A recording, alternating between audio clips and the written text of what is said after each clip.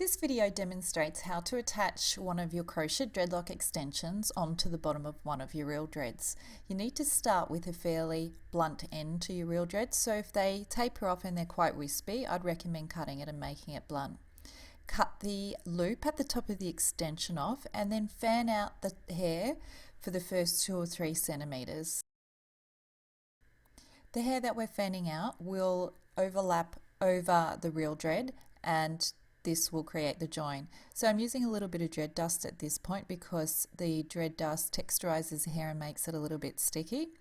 So now I've grabbed the reel dread and I've nestled it inside that nest of hair I've made at the top of the extension. Push the extension hair up and over the reel dread and then grab your crochet hook, and what we're going to do is push the hook through the dread, grab some hair from the extension and pull that hair into the dreadlock. This is going to create your join, and as you slowly work your way around the circumference of the dread, you will get a nice secure join. Now if you were to stitch with a needle and thread rather than crochet, you'd basically be doing the same thing, and you'd be putting the needle into the joined area and then just weaving it back and forth, back and forth.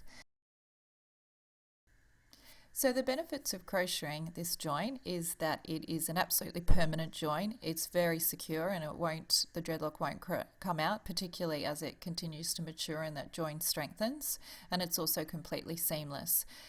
Stitching is great if you don't want the extension in long term. It's more easy to remove it and you can cut the thread and gently pry it out and detach the extension. It is still a very secure join, and even if that thread snapped over time, it's not going to just fall out. You do need to pry it out and gently unthread it and pull it out to detach it. Of course you do have that foreign kind of object in your hair, but if you can get a thread that matches your hair color, that's not usually an issue. And the other benefit for stitching over crocheting is that it's quicker, so it really depends on what you're after.